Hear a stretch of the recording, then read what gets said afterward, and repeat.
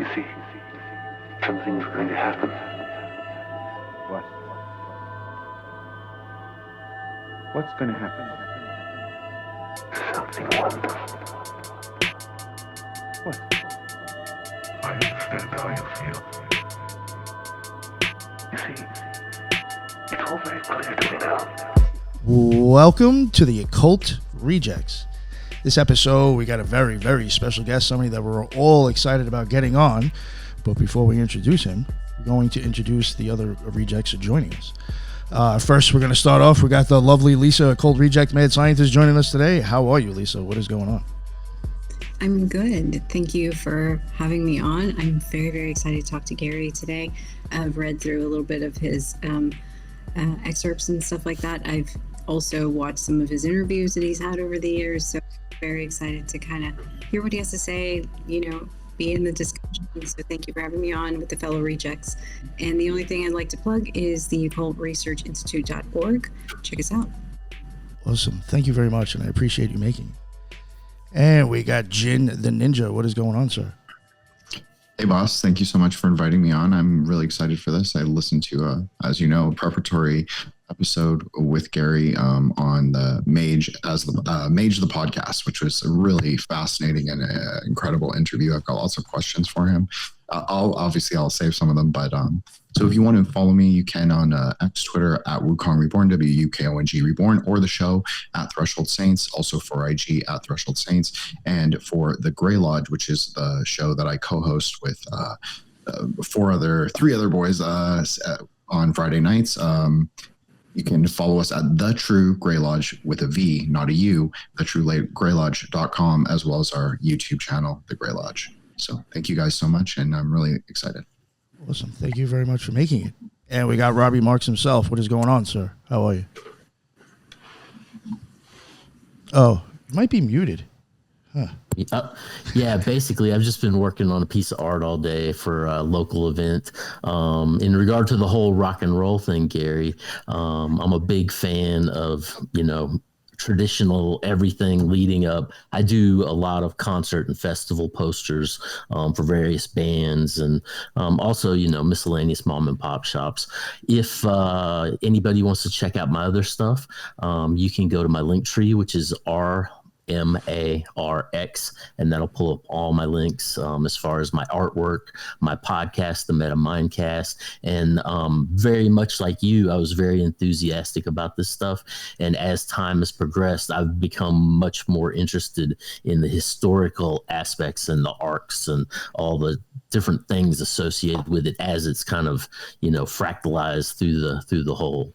But yeah, thanks for having me on, Nick. Yeah. Oh, of course.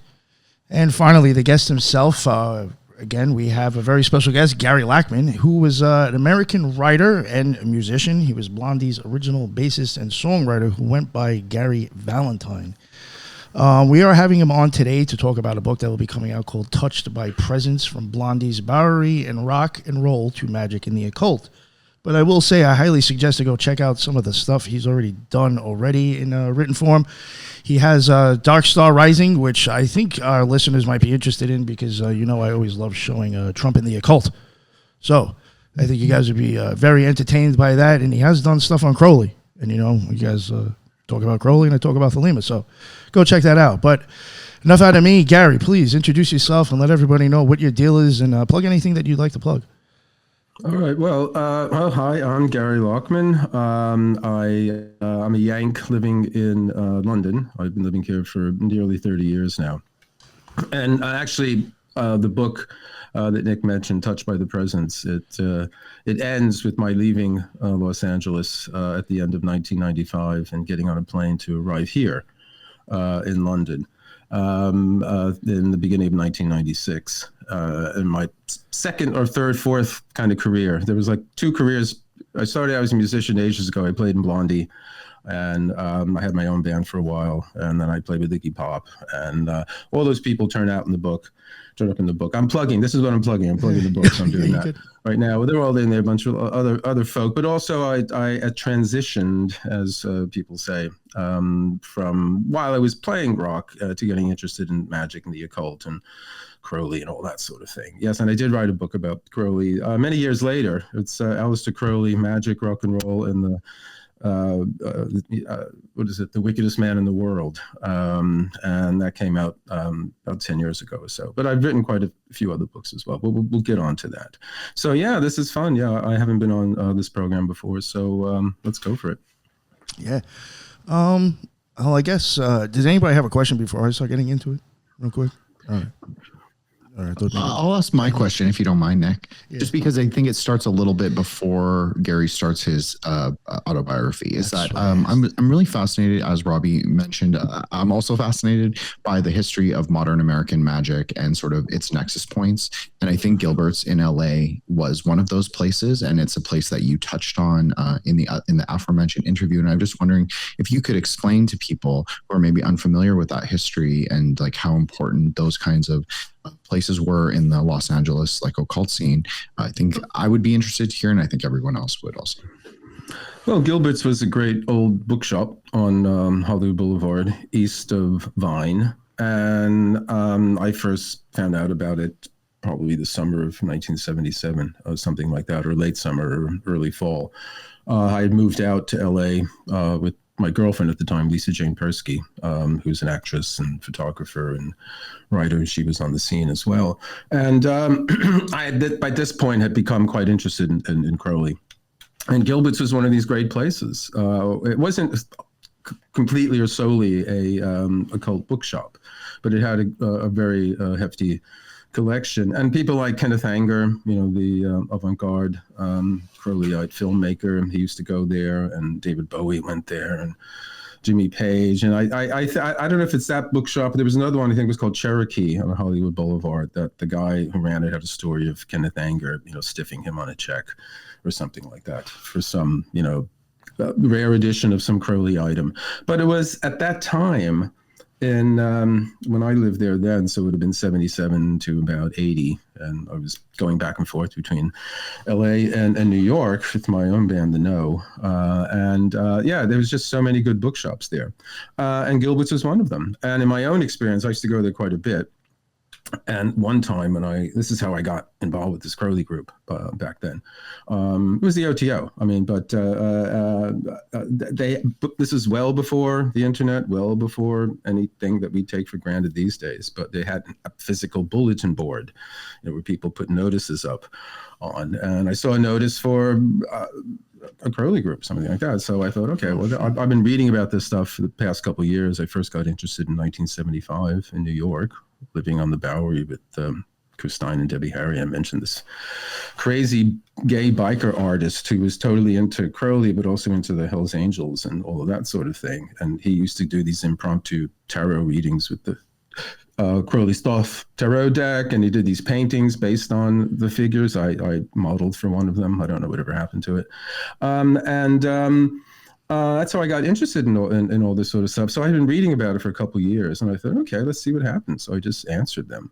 And a couple of days later, there's a knock at my door, and this very unprepossessing guy is standing out there, and he's asking me if I'm ready to, devote myself to achieving the knowledge and conversation of my holy guardian angel. Oh, shit. And I had to think about that for a second, because I was like standing outside. So it was going to be the Jehovah's Witnesses, and you end up getting that. Well, this is exactly how I refer to it in the book. It's as if somebody, a Jehovah's Witness, said, "Are you ready?" And I always wonder, why do they want people to join? Because there's a certain number of them. I forget how many it is. There's an exact number. It's going to be saved. So if you keep people join, I know people die. Okay, fine. But somebody's got to get pushed off the bench, right? If they keep kind of joining new people, somebody's, what do you keep, So I never knew why they kept, We got 200,000 members that aren't being saved. What do we do? Oh, there you go. Well, I guess in any case, so I thought, okay, let me think about this, and I said, well, never the armchair magician. Okay, let's go for it. So I said, sure, why not? And then I still have the document somewhere among my files. And I took a magical name, which is Frater Amor Fati. And Amor Fati is Latin for love of fate. And that was actually the title of one of the songs I did in my band, The No. And the band was called The No, K-N-O-W, because of my interest in Gnosticism and Gnosis and that kind of occult knowledge, or, immediate kind of direct knowledge, not episteme, not knowledge through the left brain, as it were. So I went for it and got the robe, started practicing different, I had already read Magic and Theory and Practice on the Bowery. Amazing book. And a bunch of other Crowley stuff. I'm rambling on. Somebody should answer. Something. Sorry. All right. Well, since you brought up, I guess, like the robe and stuff, I mean, I would assume, like, what was your... All right, when I used to practice my everyday, like, I guess, magical regimen, I would get up, meditate, maybe sometimes do the LBRP, maybe even do the lesser banishing ritual of the hexagram if I felt like it and stuff. Like, was that part of your, like, daily normal living at one point? I did all the banishing ritual. One thing drove my girlfriend, Lisa, crazy because the adorations during the day. So the dawn, noon, Resh. Resh. Sunset and midnight. So all that stuff. It was like I think the noon was the difficult one because we'd be out having breakfast, and I was, okay, I'll be right back. Yeah, I got to go pray to Hathor. And I got to do this, and she's looking at me, oh Jesus Christ! But that was tough. And then the civet, the albermellin oil. At least that's what they told me it was. It was this civet, and it was like it burned, when you put it on. But all that kind of stuff, and that's I think it might have been the cinnamon. And had the the robe, gematria. I picked which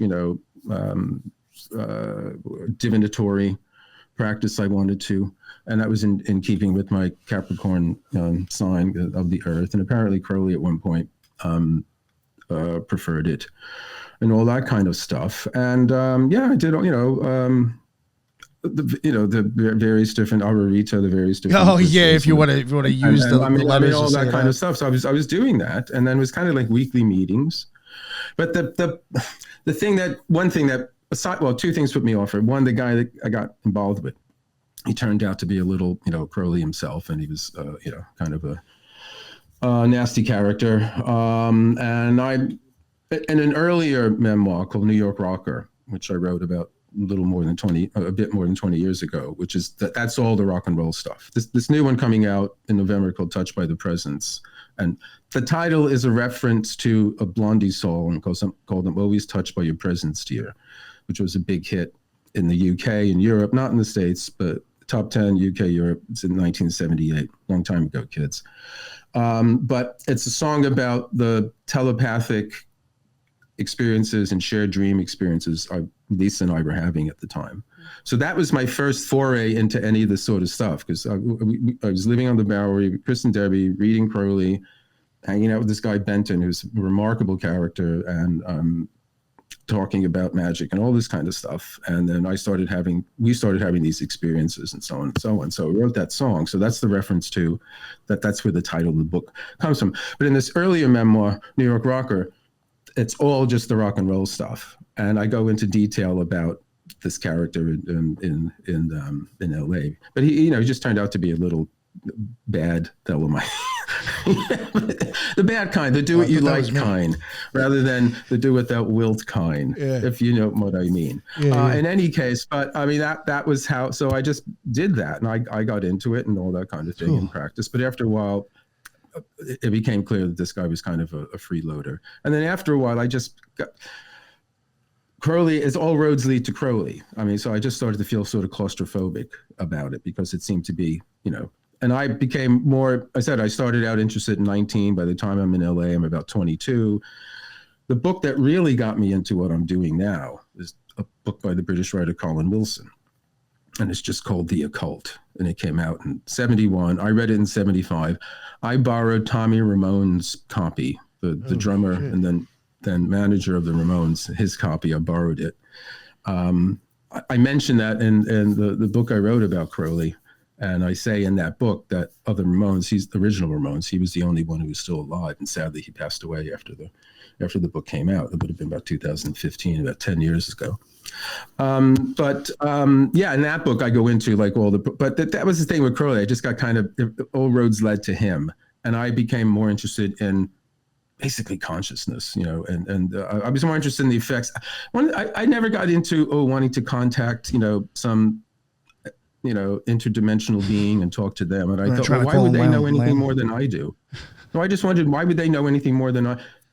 For their perspective, I'm an interdimensional being. I'm from some other plane as well. Maybe I know things they don't know. So I was more interested in finding out about consciousness, and this is from reading Colin Wilson, because at the time when I first read him, I didn't know that he had a previous career writing about existentialism and phenomenology and all this sort of thing. So he had this whole approach to the wasn't the magic, let's wear the capes and do all the weird stuff. Like, well, what's actually going on in consciousness? What are the potentials of consciousness? What does this tell us about that? And it was through reading that book that took me on the beginning of that. So I drifted away from Crowley because it just became kind of, I just outgrew it. And then I got interested in other things. Nice. Something I did want to ask you, I hate to go back a while. It's just I don't have people on the show too often that actually admit to like being a Thelemite or practicing that stuff. So I just want to like nerd out a little bit and ask you some more stuff about that. Most people I have on aren't into it. You have to remember this is 1978, so it's a while ago. No, you had mentioned something about Aurorita. Were you getting at, instead of saying Aurorita, you can actually say the letters like each? Well, I mean, the reason that just popped into my head. Oh, okay, all right. No, because there is a different way of. I did all the visualization sort of thing, and you see the pentagram and all of that, and when in the center stands the 6-rayed star. I did all that sort of thing. But the one thing I should mention about getting involved with the OTO at that time, because I think Grady McMurtry initiated me. So I think he was at this initiation. Because he would have still been around. It was, I don't know for sure. And I've never been in touch with anybody ever again, and I don't want to be. But I wondered, because this was 78, he was still around. He had started it up again in the 70s. And what I remember of it, and I write about it in the book, is that it took place, must have been in Orange County, somewhere outside of LA. That's what I remember. And it must have been near, I don't know, it must have been near a marina of some kind. And it was around Christmas time, because I remember boats going by. I could see out the window, boats going by, with lights on them saying Feliz Navidad. So I have this memory of that happening, and I'm in this kind of tent where this Kabbalistic ritual, Crowleyite Kabbalistic ritual, I forget exactly. Well, they did it in a tent? It was a kind of tent that they'd put up in the living room. So it looked like, midnight on the Oasis or something like that. And that's what I mean. A kind of like, not like, a tent for going camping. No. The only reason why I'm saying more something Oriental or out in the desert kind of thing. And this was like a sacred space, I guess, where the initiation took place. Yeah. The only reason I'm saying that is because I was asked a few questions, and I was actually, now when I think about it, it reminded me when I grew up Catholic. It reminded me of like making my confirmation, because I remember like the bishop asked me a question, and I had the answer to that. And so at this thing, they asked me some questions about Kabbalah, and I'm a diligent study. And and somebody said, "Oh, he knows his stuff," or something like that. So I thought, "Oh, gee." Any case, and then the other thing I remember is that a kitten died that night somehow, and someone had said, one life ends as another begins," or something like that. It's like but no, that happened, and then I was in it, and then started doing the thing. And the other thing I remember is attending a Gnostic mass, and ingesting a communion wafer that had been spiked with menstrual blood. Oh yeah, well, all of them are spiked with blood. And my Lisa asked me whose blood it was, and I said I don't know. It's the priestess who did it. But I'm making light of it now, and I don't mean in any way to denigrate or cast aspersions on or diminish people that are into this and do this and all that kind of stuff. But I have a kind of fond but sort of did that and time to move on memory of it. No, I was just wondering about some of you. Did you some of your experience? Did you ever get into like the Star Ruby at all Was that like a ritual that you did?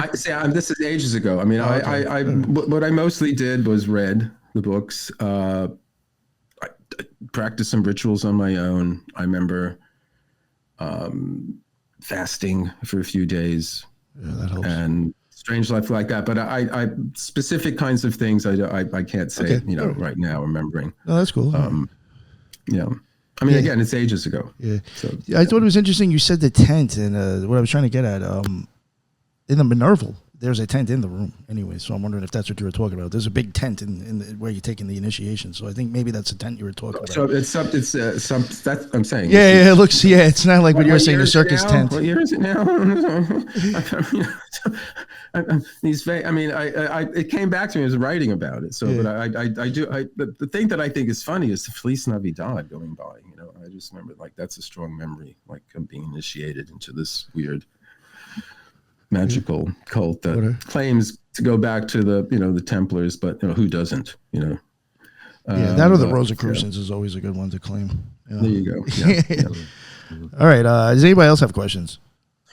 Yeah, I was going to bring, I've been into, I was just talking with Nick about in regard to working to remember my dreams, and I have a dream journal, and you were talking about the shared dreams. Now, I've had with my brother, we had some shared dreams at one point in my youth.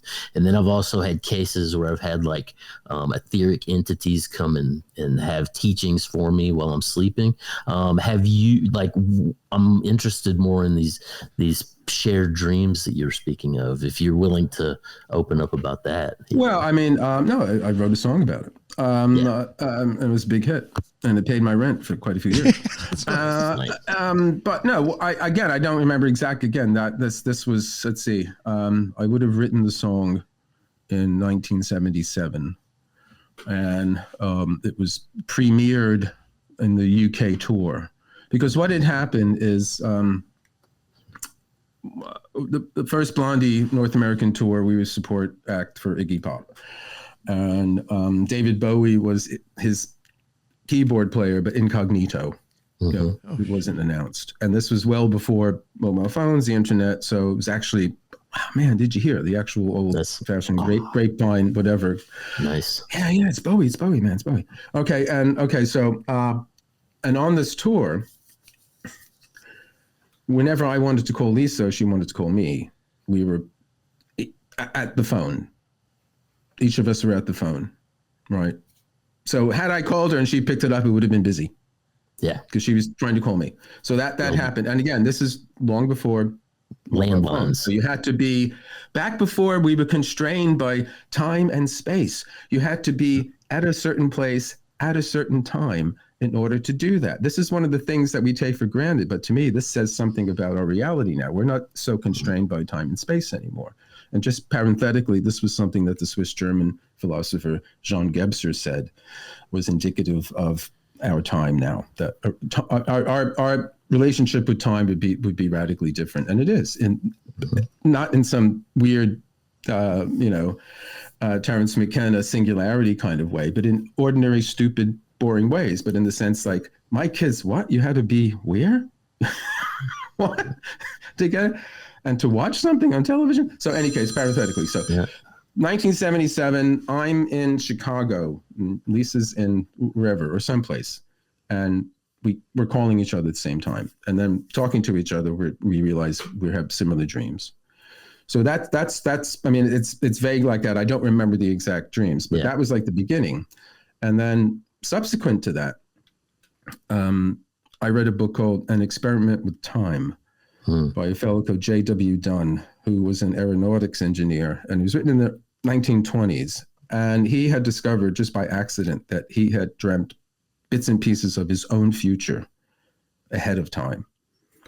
And I read, this is again when I was in New York, musician, and I was indiscriminately reading all the stuff about the paranormal and magic and everything like that.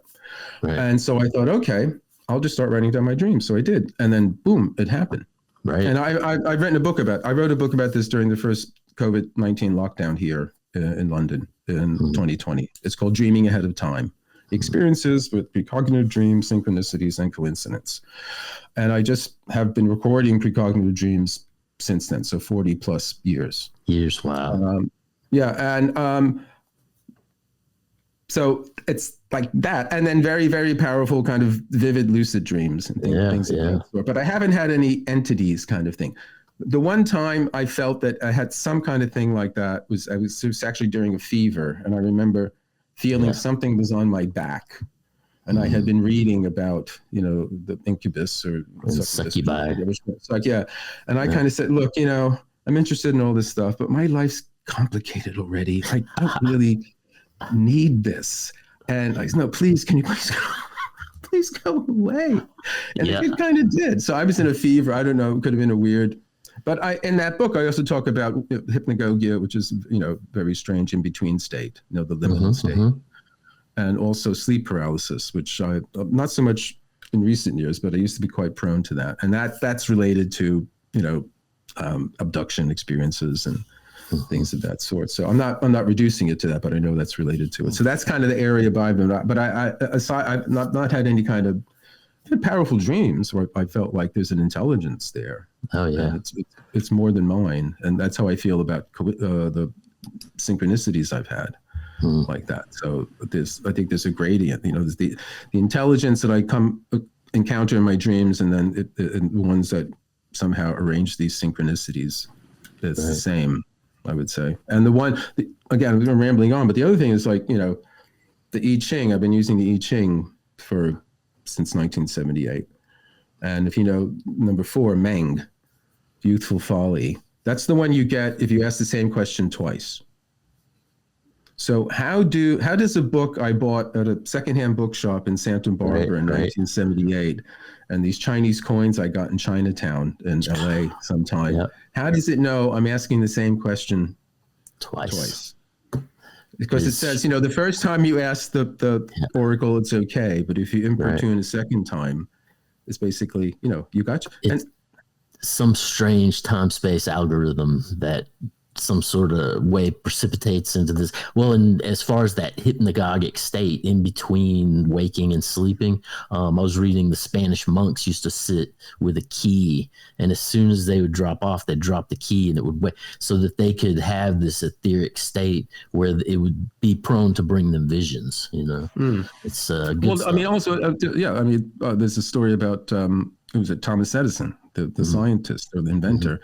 He used to keep ball bearings in his hand and lean back in a chair, and he would have a metal kind of plate below, and he would drift off, and then bang, it would wake him up, and then the light bulb, as it were.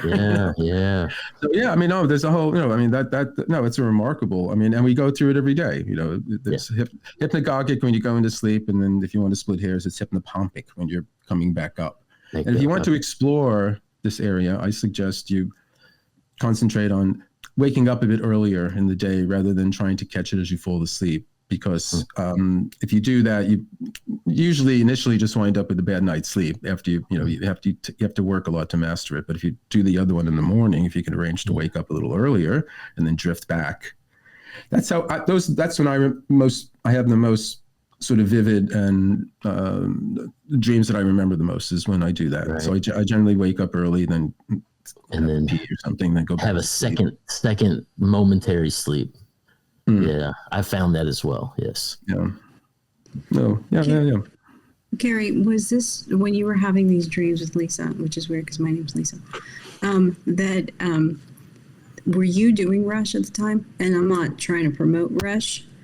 Was I what? Sorry? Sorry, that when you were having these dreams with Lisa, were you also practicing Rush? Practicing? Rush or Libra Rush?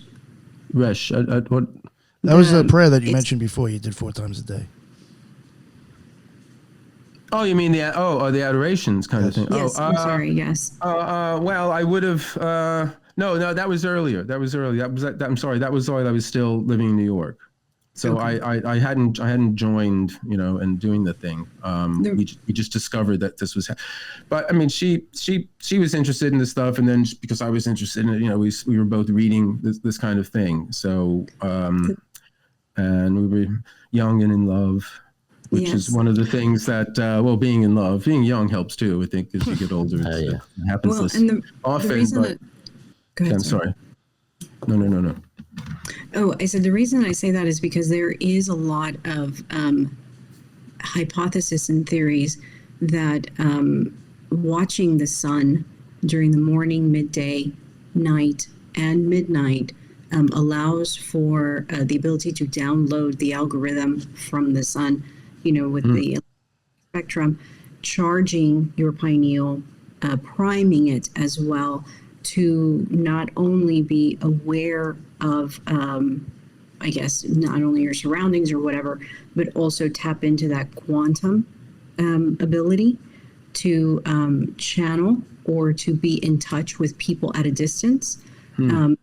They're feeling or thinking, as well as having very vivid dreams as well. And so that's why I was asking if that was also going on at the time. That was all. Not that no. the practice or anything. I didn't know that. So thanks for mentioning it. But no, I mean, it was that was the kind of thing that led me later on, to Gotcha. Do it. Yeah. Lisa, did you want to ask anything about the Colin Wilson? I did. Yeah, go for it. I had read Mind Parasites a while back, and I was given that book as a recommendation, and it was very transformative. I had never read Colin Wilson before. I had never even thought of something of that type of spin on. The way he writes was amazing. I had never read anybody like that. But the main thing was that how he kind of literized physical dysfunction as an actual parasite really, but actually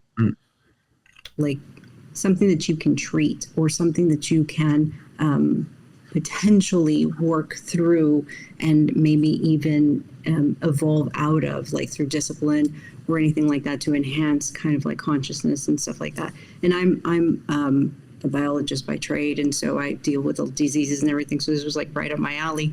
But to actually have that analogy to speak to it through, or at least give it more of a personification through that way, to me was mind blowing for sure. And in some of the interviews that you have had, you spoke about Colin Wilson and how his book kind of was impactful to you. And I kind of wanted to ask you about that a little bit. Mind Parasites, that's one of the ones I read after I'd read The Occult, and I was living in Los Angeles. And actually, an edition of it came out some years back, where I wrote an introduction to it. And it's sort of a science fiction Lovecraftian novel, kind of more of a fable. I mean, his novels are sort of fables. I mean, he uses a lot of different genre for his philosophical purposes. So he uses science fiction or that fantasy or crime novels or things of that sort. And in this one, he's trying to, you say he's literalizing or fictionalizing what he wrote about earlier. I mean, this is I think he wrote this in 1966. So this is before he was writing about the occult. So this was during his sort of existential phenomenological period. But his first book, The Outsider, came out in 1956 when he was 24, and he had spent the previous 10 years learning how to write and keeping faith and conviction of his genius. And then this very first book comes out, and he was overnight success. It was a bestseller and all this kind of stuff. And sadly, the British turned against him because they don't like people who are smart but don't go to university. So it's this class kind of thing. But his first book, The Outsider, it's basically about these people who, creative individuals who have a strong appetite or need for meaning and purpose. And in the increasingly secular, comfort-oriented, I mean, again, this is 1950s, so it's, 70 years ago now. you can't find it. You can't find. So it's like basically kind of existential religious kind of questions. And he was considered like Britain's own homegrown existentialist. But he was fascinated by like people like say Nietzsche and Van Gogh and Strindberg and all these others who kind of blew up or went insane or died early. And he said they were these people who had this kind of appetite for meaning and purpose, and they also had these visions of kind of transformative, all is good, absolute redemptive vision of meaning and purpose in the face of everything, and all this kind of stuff in a variety of ways. But why did they wind up either blowing up in some way, cracking, smashing, dying young, or committing suicide or going insane? So he explores that question through the series of books that he called the Outsider Cycle, and he applies. I can't go into it in any depth, but he applies existential analysis to it. But they're all page turners. I mean, I say existential. It's not Sartre, who's like really tough to get through. It's like thick, turgid stuff. But no, Wilson's a writer, so it's like goes. But in the novel, The Mind Parasites, he invents this notion of a kind of parasite that's actually it's not a micro parasite that gets into the body. It's actually in the psyche. We exist in the physical realm, right? And we tend to think there's a little blob of consciousness in our heads, but actually that little blob is connected to a larger objective psychic realm that's within us, and we're all in a variety of different ways, I would think, trying to explore that. And what he says is that for centuries, there's been a kind of mental parasite in this psychic realms, sucking life energy off from human beings. And then sometime in the 19th century, these titanic figures, these romantics, and then great, powerful figures like Nietzsche and Strindberg and whatever. So the early ones could overcome them, Beethoven and Goethe, but then they got tougher and tougher. And then he said the parasites realizing that humanity is learning its own strength and power, and then we won't be able to, suck it dry anymore. We have to get rid of these guys. And so he says the mind parasites drove them all mad, drove them crazy, because they were getting too close to the secret. And so characters, and it's a spoiler, and actually it takes place, well, it was written in 1966. I think it takes place in, 19 something or other. So it was the future when it was written. Now it's the past. But characters in the book learn about this and learn about them and learn methods to be able to overcome them. And there's a fantastic, well, you've read it, I'm going, but I think one of the most remarkable things Wilson did in this genre, where he's using genre writing for philosophical means, is that he has this incredible cosmic battle going on between this one character who's learned about the parasites and he's learned about phenomenology, which is this philosophical methodology of understanding consciousness. It's tough to pronounce, and it's even tougher to practice. But he's learned how to do this, and he's able to ward off the parasites. But it's all going on inside his head. So it's the most remarkable battle ever taking place is some guy sitting in a chair and he's sweating, because it's all doing like that. So it's just incredible. And yeah, if you ever get a chance, it's really a great read. Unfortunately, one of his novels, called The Space Vampires, written in the late 70s, was turned into one of the worst films ever made, called Life Force. It's a Tobe Hooper effect in the 80s. And my joke about that film is that there are two good things in that movie, and the lead actress has both of them. I actually like that movie. Sorry, Gary. I do enjoy it. I think it's a great, it's weird. It's kind of like a occult sci-fi. I think they did with it something, it's weird. And so it takes someone of a particular, it's not true Kino, but perhaps there's something interesting in it. Yeah, I enjoyed that movie as a youngster as well. So that's well, Wilson has an interesting story, because I don't know if you know the novelist John Fowles, the Magus and the French Lieutenant's Woman.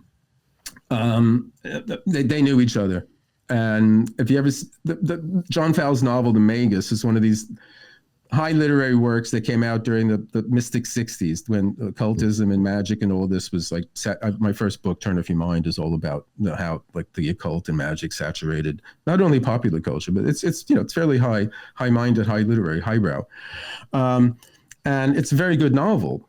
but the film is ridiculous with Michael Caine and Anthony Quinn. It's like one of the worst films ever made. And John Fowles sent, Colin Wilson a postcard saying, if you ever think of seeing my film, The Make a Stone, it's one of the worst things ever made, and that kind of thing. And then when Life Force came out, Wilson wrote him back and said, John, I've done you one better. And, but yeah, I mean, again, I'm, it's a different kind of thing. It's a different. I tell you, one book I think should have been made of Wilson's is his first novel. It's called Ritual in the Dark, and it came out in 1960, and it's best characterized as Jack the Ripper meets the Brothers Karamazov in duffel-coated post-war 1950s London. And it's an early serial killer novel with existential intent. And I think that would make a great film, but I don't know. No one's approached it, so. I guess I just drew parallels with Mind Parasites and the blip on your new book, that it's this lifelong pursuit of learning about consciousness and kind of trying to rise above. So that's kind of why I brought in Colin Wilson. No, do please. Yeah, no, he's been the most. I said it's a cliche, but actually, reading that book of his changed my life. And then I went on a pilgrimage and met him. I talk about that in the book too, in 1983, down to the depths of Cornwall. He's very he was very, very warm, very, very generous, very busy. Let me see, when that 83, I was all of 27, and I went on at the time what I subsequently called the mini search for the miraculous. And if you know the book In Search of the Miraculous, this is a book by a Russian writer philosopher named P.D. Uspensky, and it was about his time under the tutelage of the enigmatic Armenian Greco esoteric teacher G.I. Gurdjieff. And after my time with the Crowley group, the next kind of group I got involved with was this Fourth Way Crowley. That was a Jungian Crowley thelemic slip. Fourth Way Gurdjieff group. Part of this mini search of the miraculous, I visited the chateau outside of Paris in Fontainebleau, where Gurdjieff briefly had his harmonious Institute for the Harmonious Development of Man. But on one leg of this, I was into ley lines and things like that. So I was going to lots of like megalithic sites, and I had the Ordnance Survey map and trying to find ley lines. But one of the things I did was make a pilgrimage down to Cornwall, this tiny place called Gorin Haven, where Wilson escaped to in the late 50s to escape the notoriety that he had as an angry young man in 50s. I only spent one night there, but we got through a couple bottles. And he explained to me his ideas about phenomenology and consciousness, and I got it that night. It was a little difficult to dredge it up the next morning, but right then I think I nailed it. No, he's very warm, and the story about him is like estimates on the number of books that he had. It's somewhere between 60 and 100,000. I mean, he just had enormous amount of books, and after that visit. Lots of people visited him, so I say became friends, but it wasn't particularly close. But I was someone who, they knew, and the family got to know me, and I got to know them and all that. And I kept visiting him, and he died in 2013. And I subsequently wrote a book about him called Beyond the Robot: The Life and Work of Colin Wilson. He was enormous influential. But I tell the story of the pilgrimage to his place in the book. And all that. And one thing I do regret is in the late 80s, I worked at at the time, famous metaphysical bookshop in Los Angeles called the Bodhi Tree, which doesn't exist anymore. But Shirley MacLaine, the actress Shirley MacLaine, put it on the map in the 80s because she had discovered her past life and aura and all that kind of stuff there. And Wilson was in town giving a lecture in Los Angeles, and he was staying at a travel lodge or something. And I was house sitting for one of the owners of the Bodhi Tree, and they were Buddhists. So they started out in aeronautics at Lockheed in the early 70s, and they decided they wanted to do something meaningful in their lives. So they opened up this metaphysical bookshop. And it was a success. So this would have been about, I don't know, 88 or something like that, maybe 89 when Wilson was in London. Excuse me, I'm mixing it up, in LA, giving a lecture. And I was house sitting for one of the owners, and they had this fantastic place in the Hollywood Hills in Laurel Canyon. I called it a Zen castle. So I said, why don't you come and stay? So he and his wife Joy stayed with us. And one of the things I regret is that we got so sloshed one night that the next day he was having lunch with Robert Anton Wilson, and he invited me along, but I was so hungover I couldn't go. So I absolutely regret that. So yeah. This is amazing. You actually met the people we talk about. Some of them, yeah. And it almost seems like with some of the biographies that the list of biographies that you've written about, the same, there's like this theme, and please correct me if I'm wrong, like this biological resonance of sorts in that, like a thread that runs throughout all of the people that you speak of, or the people that you wrote about, and then as well as some of the interviews that I've listened to of you. Is that something that you were, I guess, like a topic that you are interested in? Or I'm not quite sure what you mean exactly.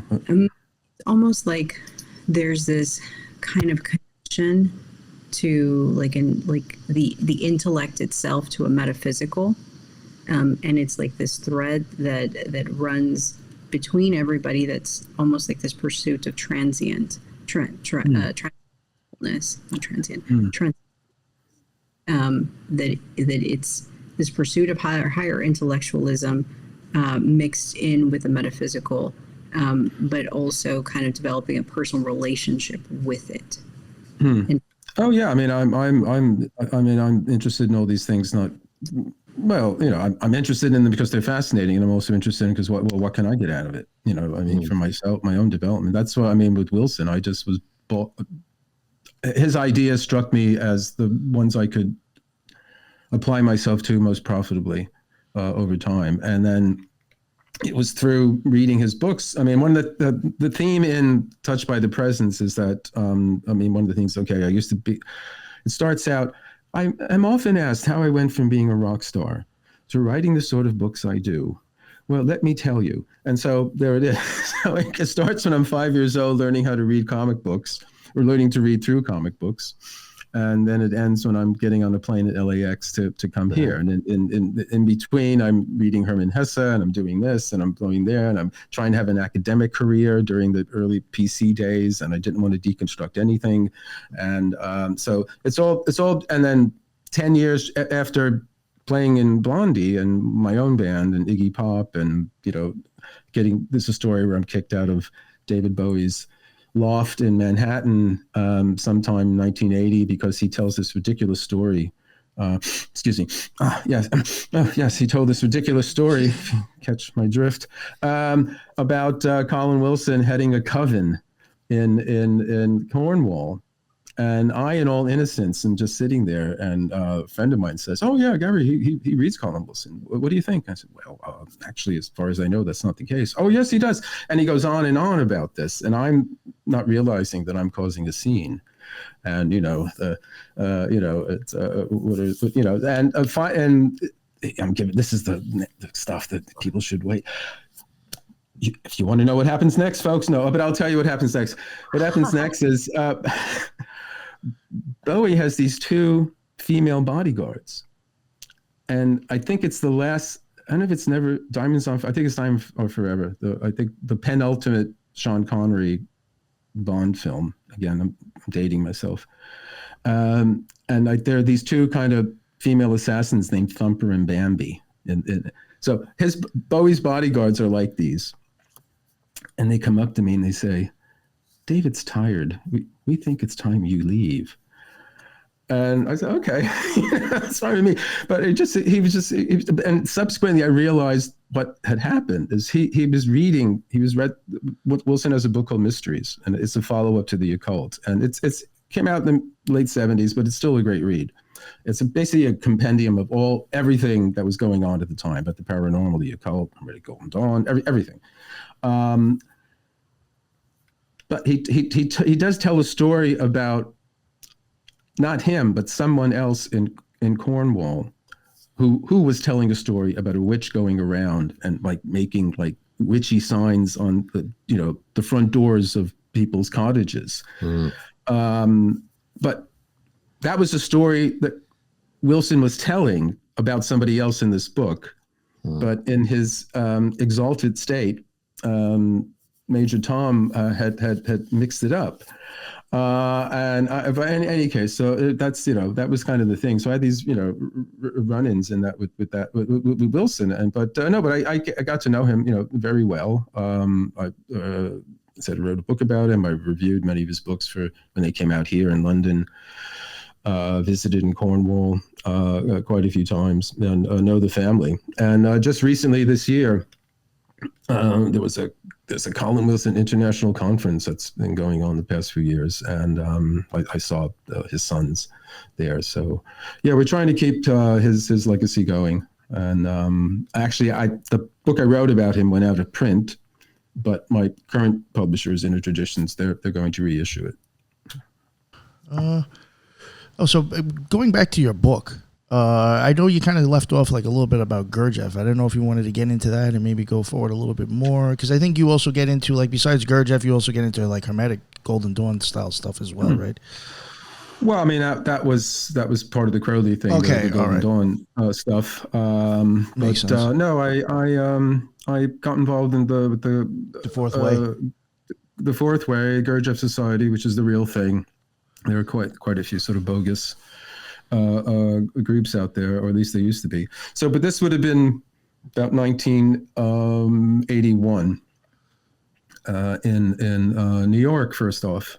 And I had been reading about this stuff, again, reading Colin Wilson and other people about it. And he spoke highly of it, out of all the kind of gurus and teachings and things of that sort that he had written about in the occult and other books. He has a long section on Crowley and Yeats and the Golden Dawn and Blavatsky, and it's still, if you ever find it, it's still a great read. It's just called The Occult. It's still a great read. But he had a good section on Gurdjieff and Uspensky and the Fourth Way, and I always liked Uspensky's early stuff. He has a book called Tertium Organum, which means the third organ of thought. And it was something he wrote in the early 20th centuries in Russia, and it was all about like higher space, higher dimensions, like sort of like chaos theory, or I guess entanglement now is kind of like the craze. And so this was like, time is the fourth dimension, then fifth, sixth, seventh dimension, and all this kind of stuff. And a variety of different ideas about consciousness and so on. Then another book called New Model of the Universe, which is a great, again, collection of different essays on dreams and hypnotism and the Superman and a variety of other things. So I liked reading all that stuff. And then I actually, again, as I had in LA, I had moved back to New York at this point, and I had came across a notice for a lecture about, the Gurdjieff Fourth Way at the Barbizon Hotel. So I thought, okay, I'll go. And actually, the lecture I went to, the people doing it were one of these bogus groups. But I had mentioned that I had gone to a friend of mine with whom I had discussed this sorts of stuff and my interest in, a variety of different spiritual and esoteric ideas. And he said, yes, well, they're not the real thing. If you're really interested, I've been involved, for a while. And he hadn't mentioned to me, and he was kind of like, he was checking me out, kind of thing. And so then he said, if you're really interested, here, this is a phone number, call it. And I've mentioned you to the group leader, and I'll tell him that I told you, and he expects you to, call. So I did. And this, again, I had, this is, I had left Blondie, my own band. We had failed to nail a record deal, and I was kind of in between in New York and trying to figure out what to do and all that sort of stuff. And but I met this fellow, and his name was Paul Reynard, and he was an artist. And he was also one of the principal instructors of what's known as the Gurdjieff movements, which are these very, very intricate and strange and difficult sorts of dances. I don't know if there's a film of Gurdjieff's book, Meeting with Remarkable Men, that came out in the late 70s. It's done by Peter Brook. If you know Peter Brook, he did the Mahabharata. There's different versions of that, like an 8-hour version and a 16-hour version. So it's a very serious filmmaker, and he tends to use non-professional actors in it. But in this film, Meetings with Remarkable Men, he does use one professional actor, the late Terence Stamp, who just passed away. But there's a fantastic scene, if you know the Gurdjieff story. Like Madame Blavatsky, he went to the East and different, lands in search of hidden knowledge. For him, it was more Central Asia. It wasn't India and Tibet. It was like Central Asia. And among other things, he tells the story of finding this hidden monastery, the Sarmung Brotherhood. And this is where he learns these very intricate and very, very difficult and complex sort of they're not, you say they're dances, but they're much more like kind of weird movements. Again, the thing is, if you know that sort of thing, rub your tummy and pat your head. Right. It's like that to the 10th power or something. But in this film, there are some scenes of these things. So I think they're on YouTube. You can find it on YouTube. And they're just remarkable to see. And so the fellow I met was one of the teachers of these things. And but this time a song of mine was a hit song, top 10. I got a gold record. I played around. Whatever. I told David Bowie didn't know what he was talking about, and whatever. But this was the first. This guy was the most solid, present person I'd come upon. He was just there. He didn't have to do anything. He just was sitting there, and I just felt like. And he said the simplest thing: "Why do you want to get involved in this?" And I was like, ooh, that is a tough one. Like, why do I? Am I just curious? And I'd been in this Crowley thing, and I fumbled, and I just, lamely said, I want to wake up. I said, well, that will take some time. And then, here's the meeting, go there.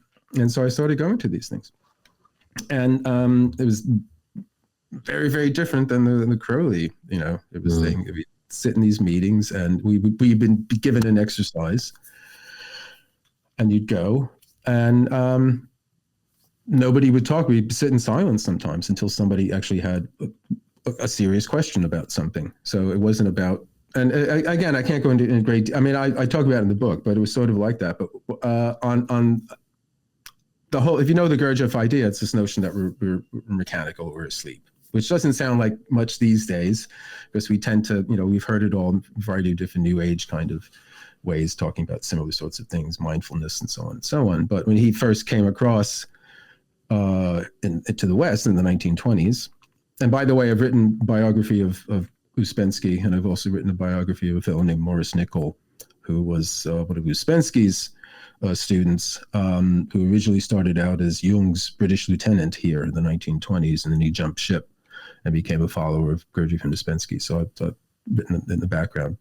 That's my background in it.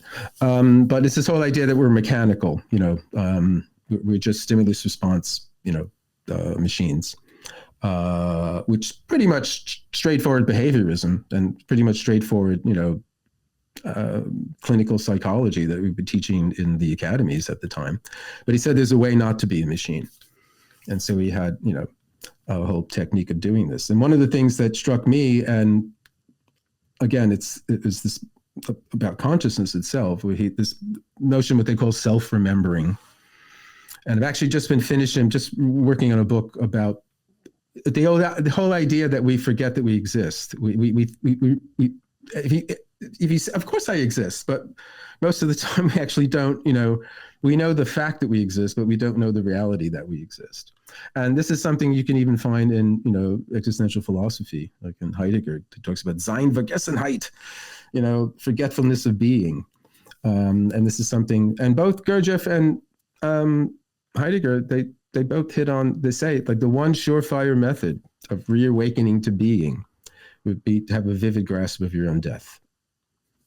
So this vivid grasp of your own finitude, that one day you're not going to be here. We all know that. We know that factually, but we don't know it experientially. And when we do grasp it, it generally, strikes us pretty hard, all that. So any case, this was sort of the thing I was getting into this, and I was doing, various different exercises, going to these meetings. But on the light side, one of the things I did experience in this is the Gurdjieff's birthday is generally celebrated on the 13th of January. And I was invited to a celebration in a mansion in upstate New York. And the person who had got me in, I met with him and some others. We all got in the car. I didn't know the other people, and we drove, and we got there. And if you're familiar with the Gurdjieff kind of milieu, there's what they call the toast to the idiots. And one of the things Gurdjieff did was he used to get people to knock back several, very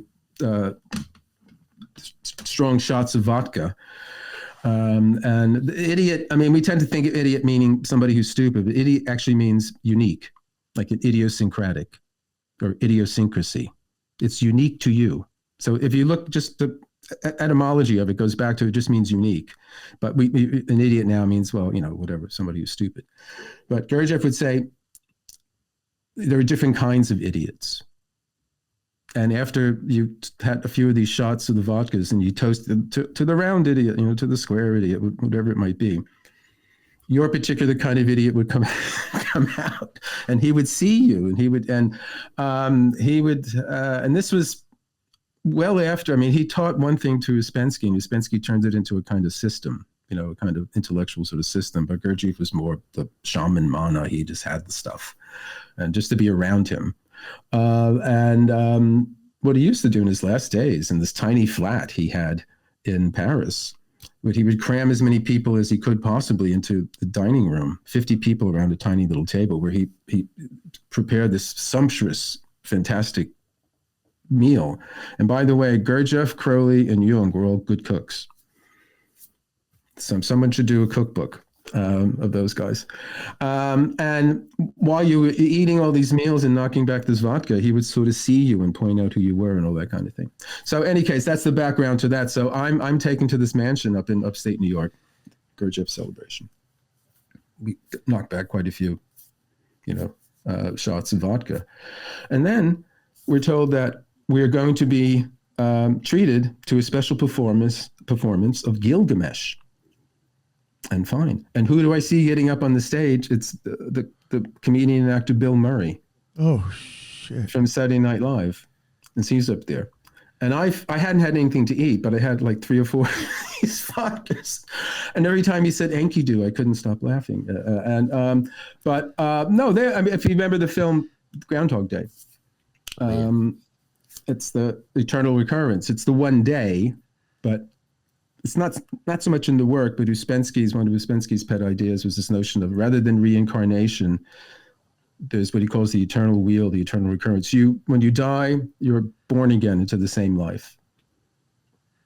And throughout life, there are opportunities for us to wake up and realize, where we are and to make different decisions and all that. So that was kind of, but also an earlier film that Bill Murray was in was a remake of The Razor's Edge.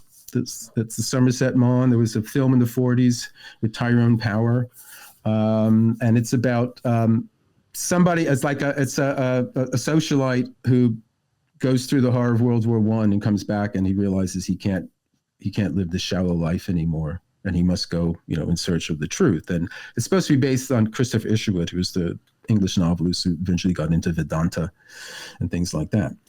But Bill Murray did a version of that as well. So.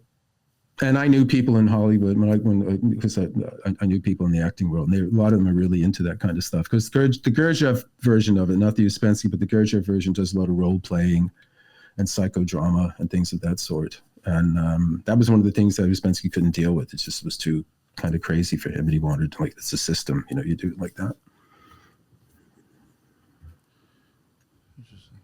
I like that story with you said World War One and then came back, and it reminds me of I think the first Islamic alchemist has a story like that, where I think he was a prince that went to war. Yeah, and then afterwards he was like, "Oh, I give this shit up," and he started getting into alchemy and and the occult and stuff. Oh, okay. So that's funny to hear, like somebody else kind of like having that same story. Yeah, I can see that stuff making you change your ways, or making you look at the world differently. For sure. Yeah. Was there anything else on the book that you wanted to get into? Again, like I understand you also want people to see the book. I could get all profound and say it's a book about how becoming who you are.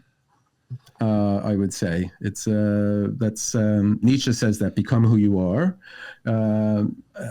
Jung's psychology of individuation is about that, or Abraham Maslow's psychology of self-actualization is about that. So I talk about it in the book. I mean, that's what it is. I've been kind of keeping funny stories in here, but what happened? I'll tell you the truth. There's a story behind writing the book, and I say in the acknowledgments in the back that I wrote this book, to stay sane, basically. Whether it's achieved that or not, I don't know, but I was going through a very, very difficult time in my life. And I won't go into details about it, but there was a time, and this was, I think I started writing at 2023, I think. And oddly enough, I said the book ends with my leaving Los Angeles and coming here. Okay. And that was the beginning of January, 1996. So at the beginning of January, 2023, when I was going through this very, very difficult time in my life, there's a place here in London called the British Library, which is a fantastic resource if you're a researcher. Everything published in the UK, there's a copy of it there, and tons of other stuff as well. And you can bring your laptop and sit and get a desk, and you can work there. So living conditions where I was living meant that I was spending quite a lot of time in this place. And I didn't have any work. I just finished this book. I was saying about this follower of Uspensky called Maurice Nicoll, who started out as a Jungian and then he became Uspensky and Gurdjieff and all that sort of thing. So I just finished a book about him, and I didn't have any work. And I'm the kind of guy, if I don't have work, it's I always say I need a break, and when I don't have work, I go out of my mind. And there you go. And I can't stay at home. So I just found myself in the library, and I was just reading stuff, and I said, I just got to do something. And I think it just an effort to assert my existential being, my actual being and presence here on the planet. Because what was happening, I can't go into detail, but what was happening was such that I was feeling like, my God, this can't be happening to me. This cannot be the case. So the mind parasites were coming on me. So I had to fight them off. And so I sat down and I said, just start writing. Just sit down and start writing. So I sat down and I wrote, hold on one second. I actually have a copy. And I wrote, here. I'm often asked how I went from being a rock star, parentheses, although I never was a star, more of a satellite, and one with an eccentric orbit, to a writer on esotericism and the history of consciousness. This memoir is an attempt to answer that question. So, January 2023 to January 2024, I answered that question. Beautiful. And I even have it. Yeah, I even have British Library, January 2023, January 2024, completed on the 28th anniversary of my relocation to London. So the book ends at my leaving LA to come here, and I finished writing the book on the 20th anniversary of my coming here. That's awesome. And it'll soon be the 30th later this year, knock on wood. So it had this kind of Ouroboros kind of thing, the circle returning on itself in some way, which I hadn't planned. But it just came out that way. So yeah, it's all the stuff about, growing up reading comic books. And I think I can trace my interest in all this kind of stuff back to when I was about 5 years old. And there was a comic strip in Adventure Comics, DC Comics, called The Legion of Superheroes. I'm sure there's whatever now, movies about them now. I don't know if they were teenagers with superpowers from different planets and the future and just weird stuff. And Superboy got, involved with them. But the three main ones, there was Lightning Lad, Saturn Girl, and Cosmic Boy. So I'm 5 years old. Lightning Lad makes sense. He shot lightning bolts. Saturn Girl, quite get it. She had mental, psychic powers, but there was a neat Saturn, on her bosom, with the rings and all that kind of thing.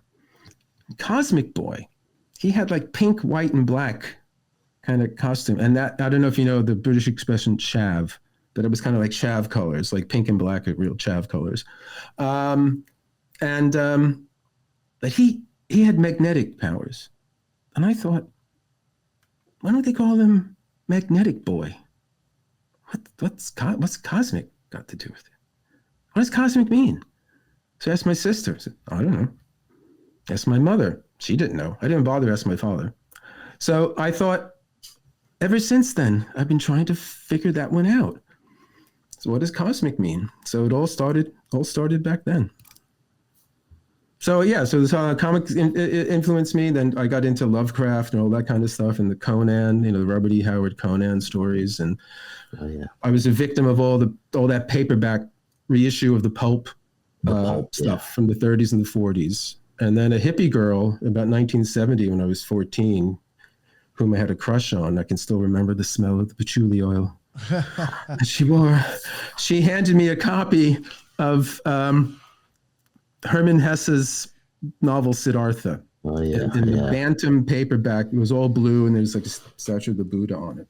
And that was like the first serious, literature I read. And then that was the beginning of my journey to the East and all that. And I became a Hesse, one of the victims, the many, many adolescent, early teens in America then. And so that was like, boom, that's drifted. That's how we went, and then read the beats and all that kind of stuff. And, found myself living in New York at 18, starving, writing really bad poetry. Not purposely writing bad poetry, but subsequently I realized it was. This is before I joined Blondie. I was sharing a storefront on East 10th Street between First Avenue and Avenue A. And if you know New York in 1974, 75, you didn't go. It's Alphabet City now. It's overpriced. You can't afford the cappuccinos. Oh, that was the hood back in the day, Alphabet City. Yeah, back then you didn't go there. You just did not go there. Yeah. Oh, sure, you look tougher than I did. But the guy who was living here was like a weird. I tell these stories. This guy, he was the weirdest guy where I grew up in Bayonne, New Jersey. But then when we were sharing this place together, he became a born again Jesus freak and Jehovah's Witness, and he wanted to start a rock band and go to Israel and join a kibbutz because the end of the world was coming. That doesn't add up. Like, why do you want to start a band if the end of the world's coming? And why in a kibbutz? Where are you going to play? And shit like this. Stuff like that. And this guy was gradually going off his nut. And Clem Burke, the late Clem Burke, who just passed away earlier this year, one of the greatest drummers ever, whom I knew from high school. We went to high school together in Bayonne, New Jersey. He had only just joined Blondie because they kept losing musicians. They kept losing the drummer, the bass player, stuff like that. He had only just joined. And the first gig he did at CBGB, the famous club where everybody came out of, the bass player quit. And I was not a musician. I was allowed to hang out with the musicians in New Jersey. I could kind of sort of almost maybe, play Johnny B. I didn't get up to good, but, so kind of play. But that was what you needed, and in this place I was living in, this storefront in East 10th, there really was, there was a broken down upright piano where almost every key was wrong. But I somehow learned how to, write songs on this. And Clem said, come and audition. So I went and auditioned. What I remember is playing the Stone song "Live With Me" for like forever. I could figure that one out. And then the end, they said, that's it. Then what happened after that is that my roommate, who he saw what was happening. So I was playing in them and all that kind of stuff. He said, "Look, it's either the kibbutz or out." So he kicked me out. I was on the street for a while. I was sleeping in the studio, and then Debbie Harry finally took me in. So she had a tiny 1-bedroom flat in Little Italy on Thompson Street, and where like there was the Italian social club below, and the mustachioed ladies are sitting outside, smoking cigarettes and drinking their espressos. She's already living there with Christine and her 3 cats, and all the guitars, the amps and stuff is in there, and then now the bass player is there. So we crashed there. So from living in that tiny place, then we moved into this loft space on the Bowery, and then my life of magic began there. Sorry, that's half the book. That's awesome. There you go. Yeah, there you go. Right. That's great. Thank you. That is amazing. Yeah, that's an awesome story. Thank you very much. But it's almost. Sorry, I'm going to interject. It's almost like you had to play for Blondie in order to be placed in the actual space and time of these people, to hand you a book, to hand you an information, to invite you to a party, to plant a seed in your brain, and then to. Sorry. Yeah, Well, that's how I see it now. Nietzsche's idea, your actions in the future can redeem your past. So everything up to there could be just, it's a big mistake. It's all horrible. Then, you do something. It's, yeah,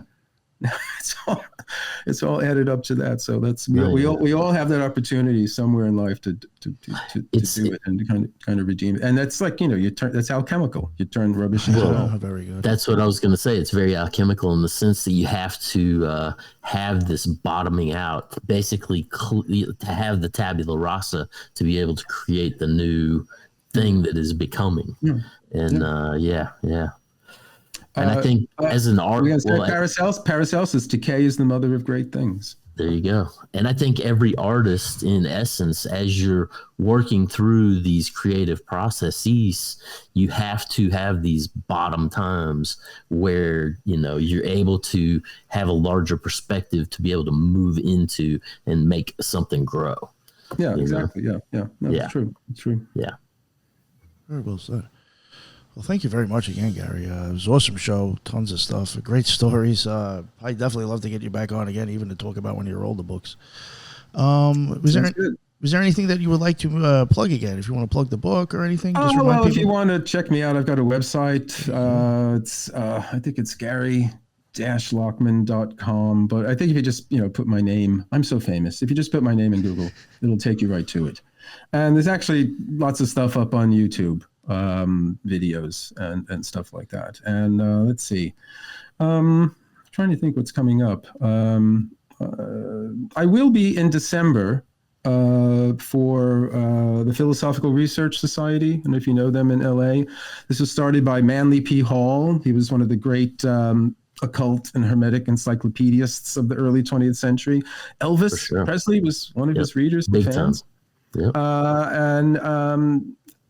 There's a wonderful building that's in the Los Feliz area of LA, and it's a weird Mayan deco thing that was like it's a fantastic building. But they do online things, and I'll be giving a talk about the book for them in December and all that. So I'll post that up on my website, and I post stuff up on YouTube and whatever it's called now, Twixter, whatever it is now these days, stuff like that. So yeah, I just have to say, it is so strange being over here, seeing what's happening over here stateside. It's my God. It's like a bad dystopian movie. That's like, oh my God, this is like really happening. So keep the faith. That's what I can say. Bad WWF script. Know that we're being psyoped. Yeah, definitely. I'll agree. I definitely, like one of your books, I definitely think there's been a lot of magic and occultism involved. So. Well, I don't want to, I didn't, I kind of want to say I saw this coming in Dark Star Rising, Magic and Power in the age of Trump, just in the sense that and if you know anything about him, you knew that it's just incredible. And all the kind of, wait for the torchlight, processions. what I saw on the news here of that funeral service, for the fellow Charlie, it just, my God, it's in any case, you can't. It just seems so stupidly cliched textbook. Exactly the same thing. And even Stephen Miller, he looks like Goebbels, and he's plagiarizing, and you think. I don't know. I mean, they'll be after me after saying this, I know. But I mean, I just think, it just seems how stupid, how obviously stupid can it get? But and obvious. That's the wrong thing to ask. Very silly and obvious. Yes, correct. Yeah, the terminology, the colors they're using, Well, he's a showman. Trump is a showman. And this is one of the things I say in the book, where again, there's the power of positive thinking. That's the one magical side of him, the Norman Vincent Peale. Right, Norman Vincent. Focus on it. Forget about the facts, but it's also the glamour. It's also the show. It's also the big, spectacle kind of thing. And that's he did, beauty pageants and all that kind of crap. And I mean, that's part of the magical side of it. It's glamour. It's like it is glamour, definitely that kind of thing. Glamour. And it's God, I don't know. Yeah. And then when you let the vampire in your house, it's another story. It's hard to get him out, I'll tell you. Yeah, that's a good way to put it. Yeah. I like that. That's Robbie. true. Sad. And it's like are they waiting for him to keel over so that the fog of Catman looks like the reason he was after the cat ladies is he's a cat person. You just look at him. He's like that old movie Cat People. Look at his eyes. He looks like a cat person. Oh. I mean, I really think so. That's why he was after the cat ladies, because they would have noticed. They would have found him out. So sorry. That's all right. But yes, thank you very much, Gary. Like I said, I'd probably like to have you on in the future to talk about that one. Very interesting stuff. Real quick, before we do wrap it up, I'll let the other rejects just quickly plug themselves again or whatever they like to. Lisa, the Occult Reject Mad Scientist, what is going on? Thank you, Nick, for having me on, asking me on. Thank you so much, Gary, for sharing your book with us and sharing all of those little anecdotal stories, as well as kind of entertaining some of our questions. The only thing I would like to plug is the Occult Research Institute.org, where some of the other rejects have contributed to content on it, and check us out there. And Gary, again, thank you, fellow rejects. Amazing to also have a discussion with you guys. Thank you. Awesome, thank you, and I appreciate you joining us. And Mr. Jin the Ninja over here. Thank you so much, boss. Appreciate it. And thank you, of course, Gary. It's an honor to be on a roundtable with you. Thank you for letting me fielding my questions, and of course the other rejects. If you want to check me out, at Wukong Reborn, WUKONG Reborn on X, Twitter, or at Threshold Saints, as well as on IG at Threshold Saints. And if you're interested in the Grey Lodge, which is a speculative Gnostic group, Meta Magicians for a New Aeon, you can check us out at thetruegraylodge.com. But true is with a V, not a U. So thank you guys so much. Appreciate it. And have a great evening. Thank you. Thank you, Jen. I appreciate you joining us, man, as always. And Robbie Marks, sir. Yeah, I would like to say thank you to such a great crew. It's always good to come and talk with all you. And Gary, I really appreciate your time and coming on and sharing the stories. As far as myself, if you'd like to check out, I'm going to encourage you, if you want to just, go view some artwork, go check out my Linktree, RMARX, and that has my website, my Etsy, my Instagram is where you're going to get most of my art. Twitter is where I talk most of my weirdness. But then, I just encourage you to go look and check out and let it play with your eyes. So, and that's about it. Thanks for everything. And Nick, thanks for having me on, for sure. No, of course, Robbie. I'm glad you could make it.